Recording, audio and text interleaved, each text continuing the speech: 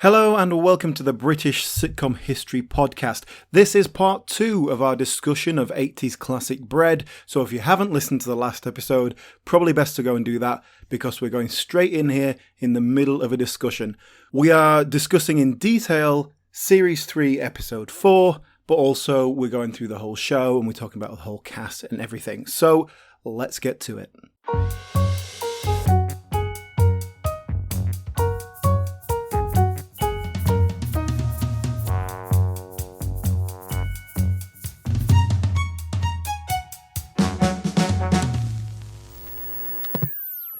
Let's get back to our episode as we are looking at it.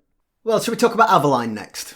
There's a whole plot with Avalon, and you know that line that she always says, "Yeah, I'm a model, aren't I?" Like that was. I remember that being a really like a line that people said, something that jumped off out of the show.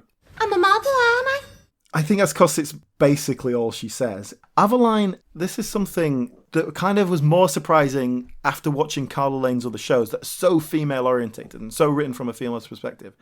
Avalon is the least served character in this show. She is so badly... I think she's badly written. It's just a really two-dimensional character. And this one thing I really like about Bread is how distinct the characters are. You got a lot of characters, but they all have their character traits and they stick with them, perhaps to a fault, like they're quite one-dimensional.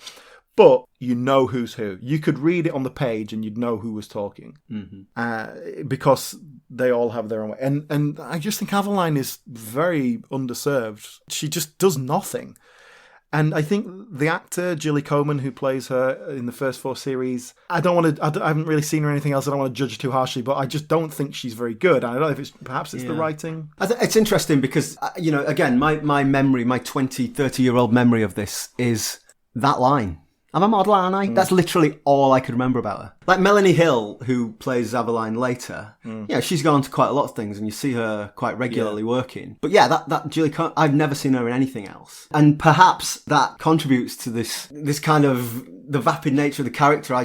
There's nothing there. When I think about Avalon Boswell, apart from that silly line, there's nothing. Yeah, but I think, like I say, I don't want to judge the actor too harshly because I think there's nothing there to play with. Yeah, maybe. Yeah, I mean, Gilly Coleman, she was, again, a jobbing actor, and she left the show after Series 4 because she had kids, and she just sort of like, your priorities changed, and that was more important to her. And she did the odd job here and there, but she wasn't really working anymore, and then kind of officially retired. And then she actually died in 2010, quite young, still in her 50s, of a heart condition. And apparently she was like, once her kids were kind of finished school, she was going to try and get back into acting and whatever, but obviously that never happened. And yeah, Melanie Hill, like you say, who replaced her after Series, I think is a better actor, but I do think the character gets more to do later on. She's married and she wants to get pregnant and all that. I think they give her more to do, and it's still quite a vapid character. But yeah, Melanie Hill's career speaks for itself. Like, she's never been out of work, has she? She's sort of always regularly in something. There's an interesting little Avalon side story, which she goes to this modelling shoot and the guy's photographing her. Yeah. And my impression as that scene started to unfold was, oh God, this guy's going to be a real creep. He's going to try it on with her. It's going to be a bit of a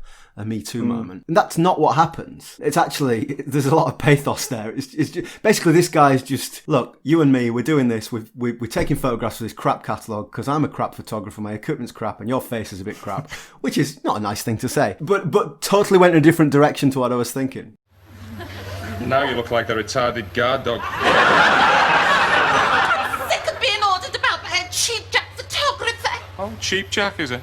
Well, the Walton Weekly isn't exactly Vogue, is it? No, darling. And you're not exactly Vogue either. And what's that supposed to mean? It means the same as Cheap Jack. It means, darling, that you and I haven't got what it takes to be up there with the stars, so we do what we can, don't we? With our tatty studio, our tatty equipment, our tatty magazine, and our tatty face. At least getting married will save you, darling. I'm a permanent resident on the shit heap. And there was a real sadness to that. Yeah, I love it. I love that, though. That's one of my favourite scenes in the whole show. And previous to this, there's an episode where she goes modelling and the guy's trying to get her to do it topless. So she goes back and the brothers come round and beat her. So they've already done that storyline, okay. Yeah, they've kind of already done that. But yeah, I love this guy. And this is not like a regular character, the photographer or anything. It's just this one scene guy. And it's just a real kind of moment of reality that they drop in here with Avalon. I don't know how to take this, but I don't know if it's deliberate that Avalon, I mean, she's not attractive, is she? Like, I know it's all subjective, but if you're talking in terms of being a model, there's a I know what you're certain saying. look that comes with that. Yeah, you don't want to be too judgmental about these things. But she is not a conventional model looking. No. Yeah, exactly. And obviously, the way that she behaves and the way that she dresses is a deliberate choice. She's kind of, everything's quite over the top and garish, I guess is the word. And makeup is garish. The clothes are always garish. I think... I don't know what they're trying to do with that character. It's something that's ill-served in the show. I think a couple of really good female characters would be nice. It's interesting, as you say, with Carla Lane's, track record and the fact she is a woman. But not just that, the track record of having written all those female characters. You're right. You're absolutely right that Avalon is a completely one-dimensional character. And with so many characters... So many male characters in this sitcom. Why is she the one that misses out? Mind you, having said that, a lot of the others are one-dimensional as well. We'll get to that. Well, that's it. If the other male characters are one-dimensional, but then there's 6 of them, so at least you've got 6 different character types. And the other kind of regular women in the show, you've got Billy's girlfriend Julie, who is this young woman who's kind of... I quite like her as a character and what they do with that story, because when they introduce her, she's got an alcoholic mother and a father who's not really around. She's quite a tragic figure. Billy, in some respects, is her escape from that. Having a child is her escape from that as well, because she can kind of create her own family instead of having to deal with her own. But then Billy, who can never leave his, and he's a kid. The whole point is that he gets her pregnant. He's 17, and he's not ready to deal with it. And he's not particularly a responsible person anyway. It feels like we're moving on to Billy here. So Billy's very much the baby of the family, not just in the fact that he's the youngest, but that they're always having to bail him out and they're always having to look after him, despite the fact he's the one with the kid. My question is, does that change? Does that evolve at all through the series, or is he, 9 years later still the baby? He is exactly the same entirely all the way through. And it would be nice to have a bit of growth with having a child and stuff like that. But in the last series, I mean, they'd obviously realised that it was just the same thing over and over again. So they had Julie kind of move away from the street and basically just wrote her out. I guess there's some intimation that he goes and visits his kid every now and then. Yeah. But it meant that she's not on the doorstep. And they have a new plot. His plot line for him in the last series is, he meets another woman and he's sort of all that sort of thing. And it's just so, just relentless. The whole point of that couple is that they just row all the time. They sort of fall in love and then like lovey-dovey and then they fall out. Yeah. But it's like every relationship in the show is that. Like, they love each other, but they just argue all the time. Yes. And there's just no deviation from that at all. So everyone's just fighting all the time, and it's so depressing. And it's kind of too repetitive. It just needs you've got so many characters, do something different with them, There's a good line in that pilot episode between Billy and Julie, which I really liked. Whereas he's got some new pants, and Julie says, "Men who wear black underpants are devious." And his answer is, "Me mum bought them for me, so she could put them in with me socks." Which is just lovely. In the first episode, there's a line that Billy gives that I really like. Joey, I think, is saying, "Look, we all pull together." And he says, "We all pull together, but who's on the other end of the rope?" Such a good line, yeah. I know I wrote that down because it really illustrated the us against the world nature of this family that Mam has inculcated into them.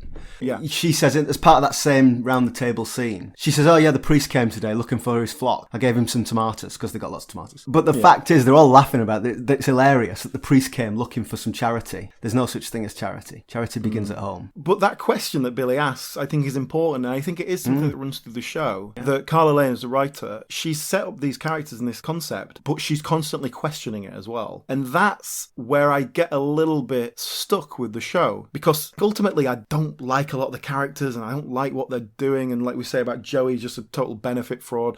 But it does feel like it's constantly being questioned but never answered. Yeah, but never answered. Perhaps that's the problem. Like Jack and certainly the dad, Freddie, both question religion at different times, and that's often like, because Nellie is so straight down the line that we're Catholic and we're going to pray before meals, and Jack says, why are we thanking God? Joey made the money. I went and picked it up from the market. You cooked it. What's God got to do with it? It's asking those questions. And like I say, it never really answers any of them. But I do like that it's kind of questioning their choices. But ultimately, my problem with it is that it always gets shot down. And like they always kind of revert to the mother just doing we'll do what she says. Obviously, they say grace every episode before the meal. And I did like the sort of passive-aggressive prayer after Jack had grumbled about that. Yeah. I can't remember what she says. It was something like, thank God for blessing Jack with the ability to shut his face or something like that. But do you think religion plays much of a part in this? Obviously, there's a big Catholic population in Liverpool. You know, is that a factor here? I think, like most things in this show, we see the older generation, Nellie, as being much more stuck in the ways. So that being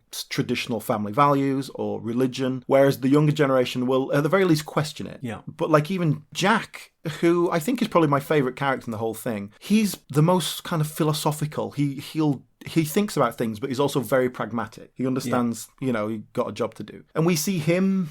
at one point in the later series, he goes to a church and he's not like, oh, I'm going to sit down and pray, but he's just like, he's obviously approaching it as, I need to talk some things out. I need to think about things and I'm just going to do it, talk to God. I think that's the whole point of prayer. You're processing your thoughts. That's why people get something out of it. Because obviously God is not replying. But whereas I think Nellie would see that as more of a, you pray because you've got to pray every day. Of course you pray every day. Because that's the way it is. That's the way we do things. Exactly, yeah. And I think we see that a lot. I mean, I saw it in Butterflies as a scene where Rhea goes to church and it's pretty much just her processing her thoughts. In fact, this is something pretty classic Carla Lane. I saw it in Butterflies as well, but you see it in Bread a lot.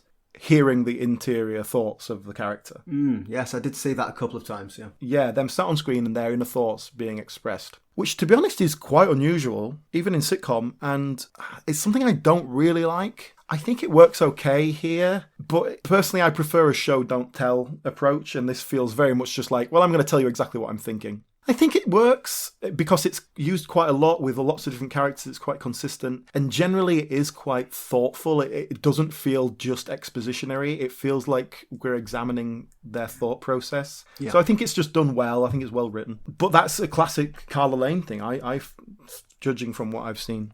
So here's a question for you. Could Bread be set anywhere? Or is it uniquely Liverpool? Right. That's an interesting question because... it's so Liverpudlian, like it's so kind of set in that city. But you mentioned the Likely Lads earlier. You know, the Liver Bird was a female version of the Likely Lads. If you made Bread in Newcastle, there'd be slight variations, obviously. But wouldn't that just be the same show? Yeah. I think you would have to have it somewhere where you've got high unemployment. But in 1986, that wasn't hard to find. Yeah, pretty much every northern city. Yeah, Sheffield or whatever, anywhere. No, what would we say would make something distinctly Liverpudlian, apart from the accents, of course? If you think about Liverpool as opposed to other northern post-industrial revolution cities, it's got that same 1980s decline. I suppose Liverpool has that distinct identity in the 60s that you mentioned earlier, of, you know, Mersey Beat, the Beatles and so on. You know, that Mersey Beat sound was world famous. You know, people in America were trying to replicate it. So culturally, it has that distinct identity. Probably the major kind of cultural difference that Liverpool would have to, say, Newcastle is the Irish influence. Yeah, I think that's probably the historical thing. Right on the doorstep, it's a harbour town. So, you know, the huge Irish influence, obviously that gives us the Catholicism element. Yeah. But yeah, I mean, certainly, perhaps that's as a musical influence. That really happened during the famine, like the 1840s, 1850s. That's when you had mass immigration from Ireland. But that's also partly why the Scouse accent's so different.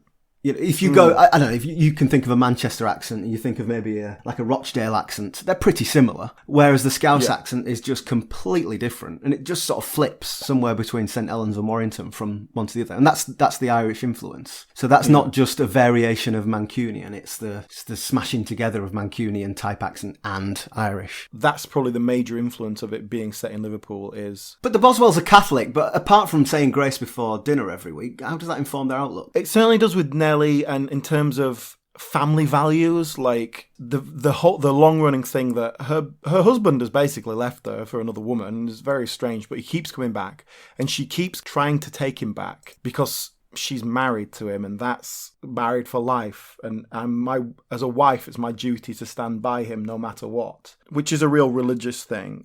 not necessarily specifically Catholic, but, you know. And it's certainly something that's brought into it a lot. So Avalon in the later series, she marries a Protestant vicar, much to her mother's disgust. When Billy has his daughter, Julie insists that she's christened in a Protestant church. So basically everything that happens is to wind up Nellie's Catholicism. I was just going to say, I don't think that's anything to do with religion. That's just about creating conflict, isn't it? Yeah, I think for the sake of the drama. Because ultimately we don't see any real differences between them as a cultural thing. You know, it's just Nellie being angry because it's a Protestant. Like, there's no deeper meaning to it. And again, it just makes her quite an unlikable character. Yeah. But yeah, I mean, in terms of setting in Liverpool, just to compare to The Whackers, the sitcom I mentioned earlier, The Whackers has a Catholic central focus as well, but it is immediately relevant because part of the problem in one of the episodes I watched is that, you know, he's just come out of prison, he wants to have sex with his wife, and she won't let him, and part of the problem is she doesn't want to get pregnant again. And like, so there's this whole thing that she can't use protection, but, you know, that's kind of part of the Catholic influence. But then another thing I noticed in The Whackers that is mentioned quite quickly and regularly is football rivalry. The local barman supports Everton, but he's a Liverpool supporter, so now he's not sure if he can go to that bar anymore. And that is something that is not mentioned in Bread at all. If you're going to set something in Liverpool, in the 80s, you've got to mention football. Yeah, exactly. Yeah. And it's not even like with 4 young lads living in one house. Like, even when you see their bedroom, I don't think there's a football poster on the wall. I don't recall seeing anything like that. That just seems a weird thing to be missing. That is interesting. Yeah, you're right. Again, this is my childhood. So Liverpool were the biggest club in the world at the time. Everton won the league twice in the 80s. You know, it was massive. It was a touchstone of Liverpool culture, certainly in the 80s when this was made. And now you've raised that subject, it feels absurd not to be discussed. Yeah, we see the lads play football a couple of times just sort of in the street. But it kind of never goes beyond that. And I don't know if it's deliberately just like, let's not get into it. I don't know if this is just my sort of stereotype view in it, but like, this sitcom is written by, you know, a woman in her 50s. Perhaps she just doesn't have football as an influence in her life, and so it doesn't... Perhaps it's just not part of her world, yeah. Yeah, maybe that's a stereotype, but... Maybe the other stereotype is that, you know, all young men in Liverpool must be into football. Maybe that's not fair. I think they are, though, aren't they? That's a socially acceptable stereotype. But especially like working class young lads. I'll tell you one thing I wanted to mention just while we're talking about Liverpool as the setting. It's not a sitcom, but have you ever seen Boys from the Black Stuff? Alan Bleasdale drama. It was a series of dramas. Yeah, I mean, I'm aware of it, certainly. I would really recommend you watch that. They're available on YouTube, and I watched them earlier this year. It's a series of 6 dramas, but they're covering the same characters. So we start, the first episode is these guys who are there. They lay tarmac. That's the black stuff. And they all get laid off, and they're all in trouble, you know, financially. They've got families to support and so on and so forth. And then each of the dramas sort of follows one of the guys, and they very different experiences. It has really, really well written work, and it is very much a time capsule of that early 80s uncertainty and insecurity of working men who suddenly couldn't work. Yeah. The question we asked earlier about could this be set anywhere? Yeah, I think that Boys from the Black Stuff could have been in any of those northern cities, but I do think that the boys in Bread are the generation below the Boys from the Black Stuff, and you can see them adapting to that same world and just trying to make their way in the world. Yeah, that's the interesting thing about, these young men in Bread. None of them have had a trade and lost it because of Thatcher or whatever. But that doesn't become an issue. Like you said, it's the generation below. It's just like they've been brought up with no jobs. And so they've had to work out, well, how am I going to make a living? No factory to go and work in. Yeah. And it's something that's not really directly addressed. Like, even the dad, he works on the bins for like 10 years, but it's never mentioned like, oh, he used to work on the docks. The kind of industry of Liverpool, it seems to go unmentioned. It's obviously, there's high unemployment and stuff like that, but it never addresses any of those things. There's a really interesting scene in Boys from the Black Stuff where one of the characters it mirrors the DSS scene that we talked about earlier with Joey Boswell, but it's not played for laughs, and this guy's just so desperate for money. What is interesting and relates it back to this is that the woman behind the counter, who is basically hard-faced and completely denies him anything and won't let him get anything out of the system, is Jean Boat. She plays that character. Yeah. So that's the circle. But it is, nevertheless, it's not a fun watch. It's dispiriting. But I think it plays as an interesting pairing with Bread. They sit together. If we just jump back to our episode, halfway through the episode, like 14 minutes in, we start a subplot. Adrian has bought a massive statue, and Jack and ultimately Billy have to help him get it back because it's too big. Yeah. It's sort of odd that this starts so late on, and also it's pretty typical of what I find in Bread. It's this kind of little comedy subplot that like, oh, what japes are they getting into this week? But it's not really funny, and nothing comes of it. All that happens is at the end, the police come around and go, oh, this is nicked. And we never get any kind of consequences of that. It felt like we just need to give these characters something to do because we've accidentally created too many characters. Yes. And that is basically Bread from my reading up, from my watching of it. And this is why I think it comes across very soapy. It's just like we have to check in with each character. And so you get some episodes where nothing really happens like in an episodic sense. We're just ticking over with these characters and it's adding something that's going to pay off later maybe. Right. But ultimately, like sometimes just nothing happens. And this subplot, I think, is a good example of what a sitcom writer might go, right, this week, our regular characters have a massive statue. What are they going to do with it? And you could build a half-hour episode around that. First, they've got to get it home. Then the police come round. Oh, we got to hide it. And they put a tablecloth over the top of it or whatever. And then they end up dumping it in the canal. Like, whatever, right? Some stupid comedy nonsense. Yeah. Or, you know, they end up having to break it up or whatever. But this is, it's not. The only thing that happens is Adrian's bought it because he's kind of so poetic. He just sees it as beautiful. So he wants to save it. Jack is the pragmatic one who's just like, well, what are you going to do with it? You're an idiot. And then they get it back and that's it, really. And well, let's talk about Adrian. I think you've probably milked that plot for all it's worth. But let's talk broadly about Adrian's character. Because he's, you know, from the very first episode, he's the emotional one. I must admit, when I was watching the pilot, I thought, oh yeah, so Adrian's gay. I'd forgotten this. But he's not. He's not. And maybe that says something about my stereotypes than anything else. But he's just into poetry. Yeah, he's the sensitive one. They kind of go to great pains to make sure he's got a girlfriend at all times, one way or another. But yeah, even when he first gets a girlfriend, there is a kind of, the mother is like, oh, well, that's a relief. His main problem with women, like the recurring thing with him, is that he just wants kind of love and poetry and romance, where women just want sex from him. He's always just feels like he's inadequate.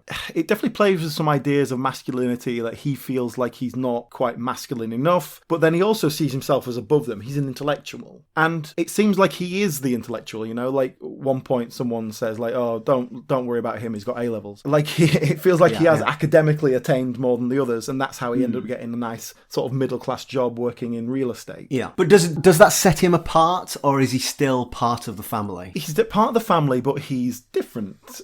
It's kind of like, you know, everyone has their own role. But as with the statue, Jack still bails him out. You know, he's still his brother and he still looks after him. Yeah, definitely. One of the things I wish they hadn't done is, like, quite early on in the first series, they set him up as this character. He's got a proper job and he loses the job. And they don't go into a big thing about, well, everyone's losing their jobs, redundancies, the economy, or anything like that. It's just he's lost his job. And so he just becomes one of the other kind of guys who's out there trying to make a living. And he's not good at it, which is where you get some comedy from. But even in the early episodes, Jack is getting taken advantage of by people and stuff. And Billy does all the time as well. So it's like, that's nothing different. I think it might have been more interesting to keep him different. And then later on, he becomes a published poet and kind of actually gets quite a bit of success and a bit of money. Oh, interesting. Okay. Because apparently there's a lot of money in poetry these days. Yeah, maybe it was different in the 80s. It's a bad time for factories and pits, but great money in poems. Exactly. Never good enough to move out of his mum's house, but yeah. It feels like that's a really potentially interesting character that doesn't quite pay off in the way I would like it to.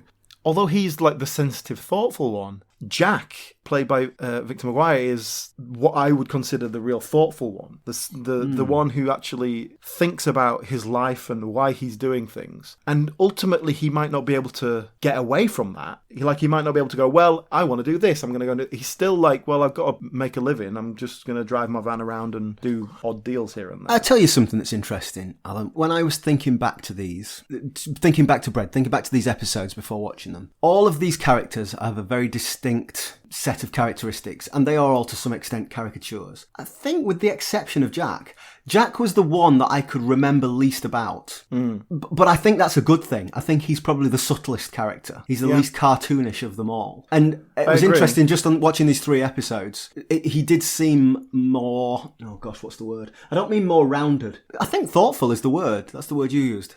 He just seems... He seems less cartoonish than the others. I agree. That's obviously part of the writing. I think Victor McGuire is a great actor. I think he brings a lot to it that perhaps if you put another actor in there, you wouldn't get. And ultimately, as you've seen the last episode, he gets a happy ending. You know, he's sort of happily settled with an older woman who lives across the road. And the last episode, they find out they're going to have a kid. And he's the one who's moved out. Obviously, over the course of that relationship, they have rows and blah, blah, blah. Yeah. The big thing about that is that she's a bit of an older woman and she's got a life and an established career and stuff. Yeah. So he ends up staying at home and like cooking for her and stuff, much to his mother's absolute horror, who thinks he's no longer a man. But again, that is very much part of the questioning the older generation's attitudes, feeling of this. But her impression of that would be that he's doing the wrong thing and it looks bad. Other people will think he's not a man, and his happiness is less important than what other people perceive. Yes, and I think ultimately she has to kind of come down like, well, if he's happy, okay, but he's not in my house being happy. That's the problem. Yeah. But there's quite a good episode just in terms of changing attitudes and stuff. Like a long lost cousin kind of comes over from America, and the granddad is just like, the idea is he's going to stay with the granddad in his house, and granddad's like, no, he's a puff, I'm not having him staying here. And apparently this guy's gay, but like there's nothing kind of gay about him in the sense that he's not camp, he's just a bloke, you know? Yeah. But granddad just knows that he's gay. And so the granddad says that, and Nellie, the mum, is like, oh, come on, granddad, it's not a problem. She goes back round to the house, goes to Joey, he's a puff, what do we do? He's talking to the boys, what if he influences them? Like, so she kind of says the right thing to granddad, but then she's worried about it. Yeah. And obviously Joey just sort of sits her down and says, look, there's nothing weird about that, it's just a different way of life. Like, he's not going to infect them with his gayness. It was a real kind of nice, a very succinct kind of one conversation. This is a good way to talk to an older generation about this. And ultimately, Jack, like I said, that character goes off to America through that family member. So he goes and lives with, I don't know if he lives with him, but that's the guy who like gives him a job and stuff. So obviously, it kind of like he's an accepted member of the family and all that. But it was nice that they addressed that. And this would have been, 1988 probably. So, it was all part of that. Just questioning the older generation. Just before we move on we're talking about Adrian and Jack, let's talk about those actors. Because you mentioned Victor McGuire. I agree with you. I think he's a really good character actor. I happened to be watching David Copperfield the other day, the Amanda Iannucci one. And just in a really small role, there he is. You see him, he just pops up in things. And he's a great actor.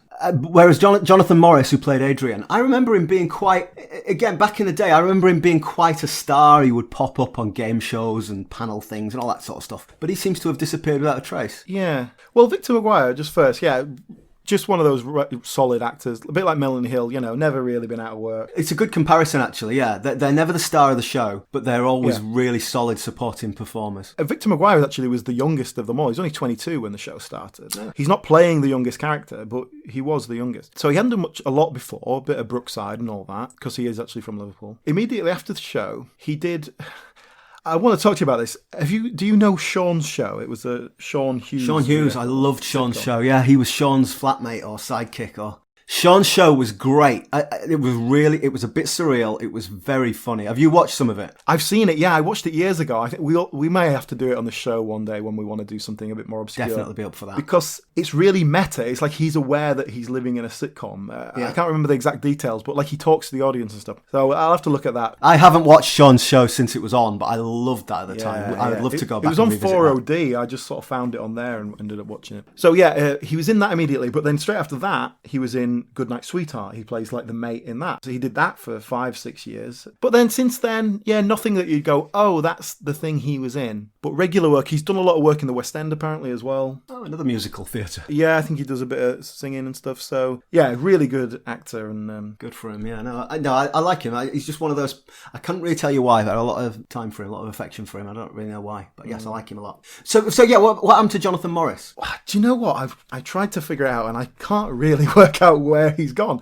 Because you're right, he did a bit of presenting, and he was really the one who became a celebrity, like just in his own personality. Yes, it wasn't quite such a big thing in the 90s, celebrity as it is now, but yes, he was. You would see him on Noel's house party and things like that, yeah. And I think he's got the right personality for that. He seemed to really take to it. And I don't know where that stopped. I don't know why. Like, if you saw him now on, like, the Jungle show, I don't think that would be particularly out of place, would it? I don't know. Yeah, like, exactly. you were like, oh, it's the bloke out of Bread. Yeah, he's on the dancing show now. But there's not much in the way of acting. And I tried to figure out if he'd maybe done a lot of theatre stuff, but I couldn't really find much about that. I don't know, what he's done. But like before Bread, regular work, he was like quite a sexy young man. You know, I think he is quite a sexy guy, even in Bread. Like, he's got a certain look. And after Bread, it just doesn't seem to be anything. And I don't know what happened to him. Like, he seems like the sort of person who would be working as a local radio DJ. If you're an actor and, you can act, once you've got that reputation, like Melanie Hill and Victor McGuire, you can keep working. You might not be at the top of the bill, but you can keep working. Whereas if you go for that celebrity presenter type route, then there probably is a shelf life for most people there.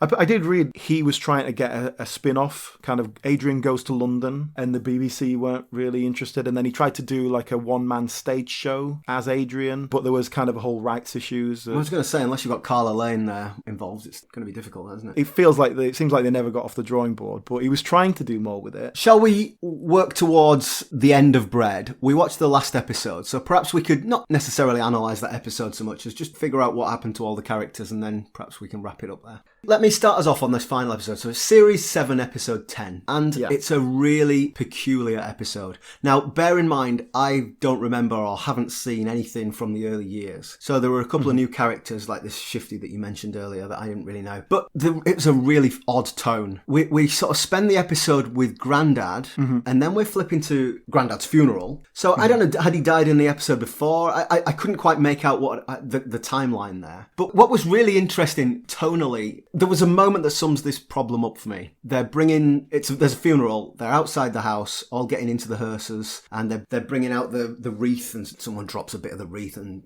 there's some very, very vague business. But it's essentially a really sad scene. And then Mam starts singing Abide With Me, which, I mean, I'm a sucker for Abide With Me. It gets me tearing up just hearing it. But the studio audience laugh. And this is the tonal problem. It's like, oh God, she's singing in the street. That's really funny. I don't know if it's nervous laughter. I don't really understand it. I just thought, why are you laughing? Oh, because it's a sitcom. Why is this in a sitcom? You're bringing up something that I'd like to address. How much of this show is filmed out on location? So obviously definitely not in front of a studio audience. Yeah. Like when they're sat around the dinner table, that's in front of an audience. Yeah. But so much of the show is out there filmed on the streets or whatever. And that's kind of not very sitcom-y, No. Sitcoms generally have an odd scene that, you need to do something for the plot. But this really embraces that. And it gives the whole thing a bit more of a comedy drama feel because it has that kind of single camera setup rather than the classic, 3 camera soundstage kind of thing. It's unusual for the time and it gives it a different tone. It's not really funny enough to be a sitcom. Yeah. And it doesn't sort of hit those sitcom tropes of like the episodic nature of it, like I said. Honestly, like with most of Carla Lane's writing that I've seen, it feels like she's a drama writer, or at least a comedy drama writer, who got pigeonholed into sitcom and doesn't really want to write sitcom. This final episode, there is not one funny thing in it. And I don't mean that, let me qualify that. I don't mean, it's a really unfunny comedy. I mean, it's not a comedy. There's no jokes in it. There's no humorous situations in it. It's the story of a funeral and the story of a family finally breaking up. It's a real kitchen sink drama. That it's not a comedy. It's not a sitcom. And I think that's what I associate with Carla Lane's writing in general. Not that it's trying to be funny and it's not. It's just not trying to be funny. And sometimes it is, and it does sitcom-y things and it's got comedy bits. But there's so much of it, she's interested in the pathos. She's interested in the drama. I think Carla Lane's writing would be perfect for Alan Bennett style kind of talking heads monologuing. Like it's real. And do you know what? It's really weird you should say that because I made a note. Granddad is like an Alan Bennett monologue. Just in this episode, because we get a lot more Granddad in this episode than we have in the others. Yeah. And he's just thinking to himself. And Nellie comes round and she's feeding him and so on. And she's talking to him. And just the way he's talking to, I must speak to so-and-so. I haven't rung her for a while. I said I'd call her and I haven't. It just feels like that Alan Bennett type of monologue. I honestly think Carla Lane would probably be better suited to theatre, like playwrights, where you can have a kind of light comedy drama just about family life or something like that. Whereas I think a sitcom setup, it needs to be a bit more focused and perhaps a bit more sharp. She started out as a sitcom writer almost by accident, and like that's what we want from you now. I don't know. There's a scene around the kitchen table with Nellie and Lilo Lil, and then this other woman turns up, and I'm not really sure who she is, to be honest, from context. She's just another woman. She's one of the neighbour characters they brought in the last series as a kind of axe-faced neighbour neighbour that was... They're all reminiscing about their men, and it's absolutely brutal. Like, this neighbour character says, there's a little pause, and she says, he punches me, all over. Black and blue I am. Now, again, there's a laugh. The laugh track goes up, and I think, what? That's not funny. So I'm curious as to whether that's a studio audience nervously laughing, or if it's a laugh track put on. But it didn't feel right. It was a tragic moment of reflection. That's deliberate, and this is, Carla Lane does a lot, and getting those characters together. So you've obviously got Nellie Boswell, Lilo Lil, who has been her kind of consistent antagonist throughout the entire show, and then this neighbour woman who they just brought in the last series, but they just hate each other, they just slagging each other off in the doorstep. So having them all around and having this moment as women, she's really saying something like, this is the lives women have to deal with, and the fact that what we're about to do is really cut down Nellie Boswell. That's the scene that comes after. Yes. I think what she's doing with this whole series with the Nellie Boswell character is encapsulated in these two scenes. Yeah. This very tragic figure who's kind of stuck in her ways and ultimately creates her own prison because she can't bring herself to break away from the norms. And the other thing they do in this last series is they establish this gentleman that she meets in the park. Yeah. It never kind of goes much further than that, but because she's still married, even if he doesn't give a toss about her, she will go and meet this guy in the park. And like at the very end of this episode, she's like, yeah, I'm gonna come and see you. Yeah. There is a little bit of hope here that yes, her kids are finally moving away, and she's going to have to accept that, even though she's managed to keep them there 10 years longer than she should have. She has to accept that that's going to happen. The funeral scene is basically Granddad dreaming about what his funeral will be like. But I think the point of that is to go, look, do you know what? He's not that far off it. She's going to lose him as well. Yeah. Her kids are leaving, but she has got this other guy, and maybe there is some hope for her future after all. I actually really like the last episode. I really liked the last episode, and maybe I'm obsessing about this laughter track, but I think if there wasn't a laughter track, it would be a really wonderful half hour of drama. I really do. Yeah. And maybe I shouldn't obsess about it, but there you go. I think it just undercuts it all and spoils it. I think with bread in general, if you approach it as I'm not expecting to laugh, you'll probably get more out of it because it's not that funny.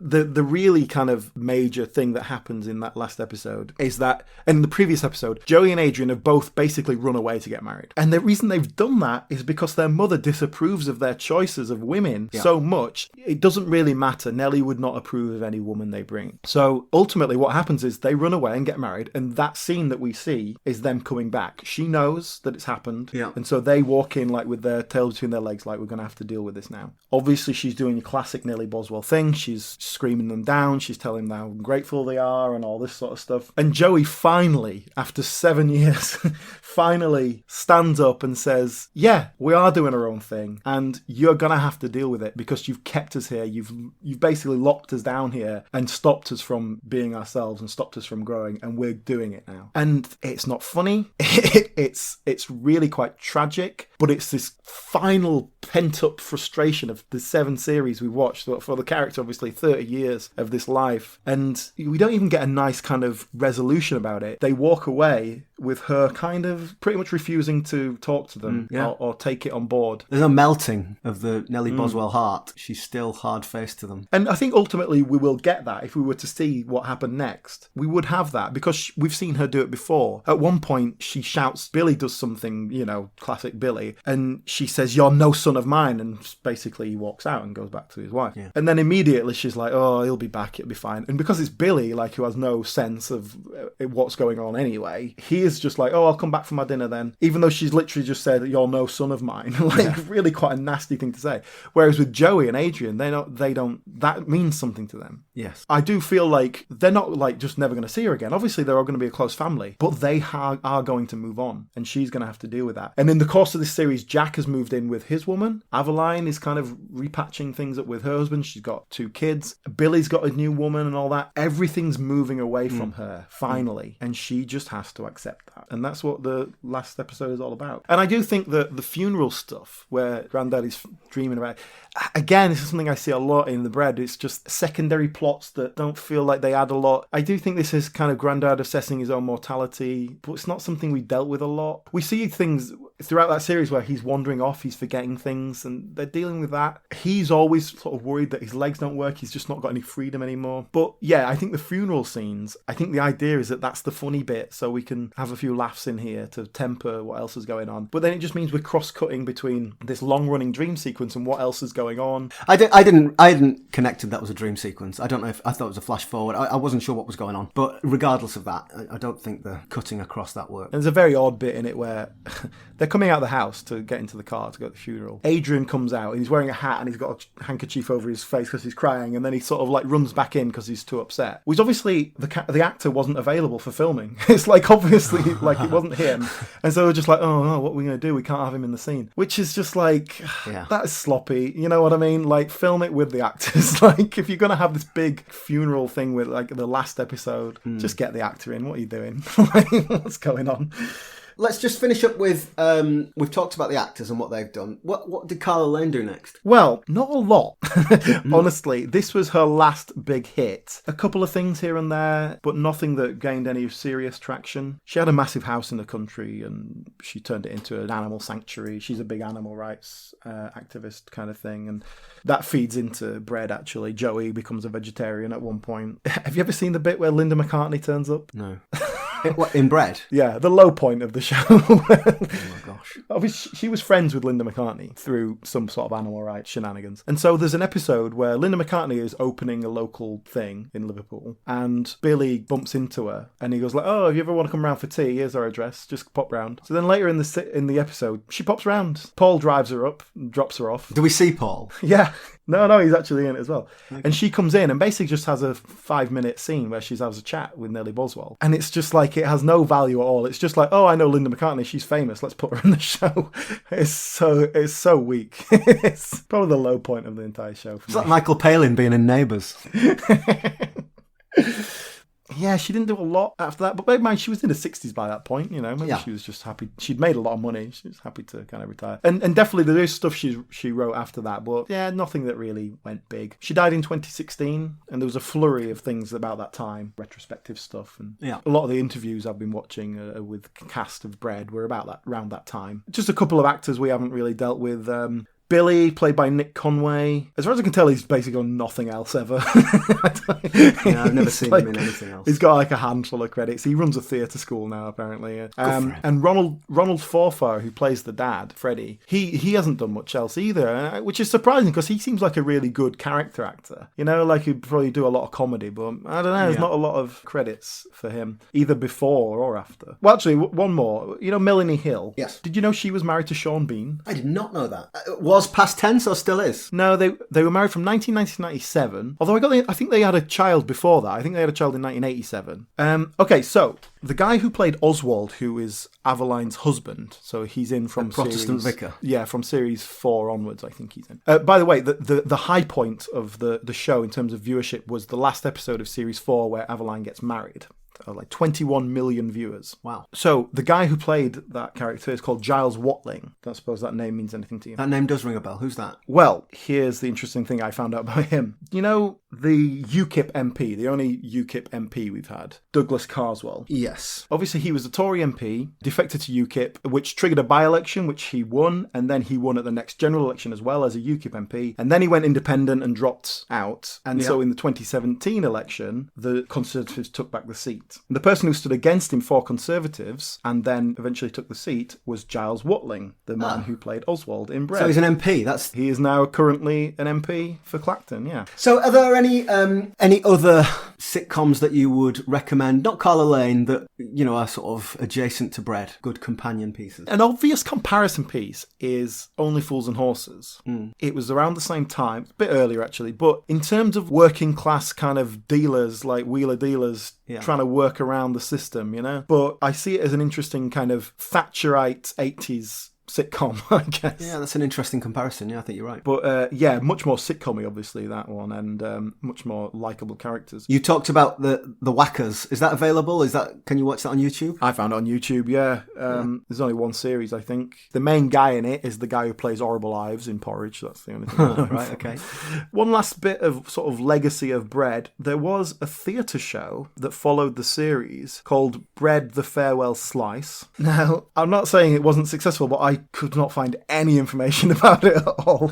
It was, there's just nothing on the internet about it. The one thing I found was someone on eBay selling a program from it with a ticket stub, for people who collect programs. Please tell me you didn't buy it. No, it was only a £5. I could have bought it. But they scanned a few pages in just to show what it was. So I haven't seen the whole thing. I haven't got a plot synopsis or anything like that. But I've got a bit of information. So what I can tell you about it is, first of all, based on the ticket stub, there was a matinee showing on Saturday, 7th of September 1991, which is interesting because that's when Series 7 was going out. Series 7 started in September 91. Okay. I assumed this would be after the series. Yeah, that is interesting. When I first read about it. So it was at the Liverpool Empire. And the other thing I saw was the cast list. All your main characters there, but some of the actors aren't there. So there were new actors playing Adrian, Freddie, the dad, and Avalon. So that's interesting that they weren't available. They were the ones who had got some work. Yeah, apparently, yeah. Unfortunately, that's all I can find out about Bread, the Farewell Slice. I don't even know what the plot of it or anything is. Okay, let's wrap up. Thank you very much for your insights there into Bread. It was really, really interesting to me to watch it again after all these years. I didn't love it, but it was a real time capsule, I think. And I'm glad we got a chance to talk about the final episode, which was so different in tone. But a really good piece of drama. But I think that last episode is so much more indicative of Carla Lane's strengths than the general series. Well, look, to all people listening, if you want to get in touch with us about this episode or any suggestions as to other things we should watch, then you can get us on Twitter at BritComPod and on Facebook at British Sitcom History Podcast. Thanks for listening, everyone, and we'll see you soon. Bye. Bye.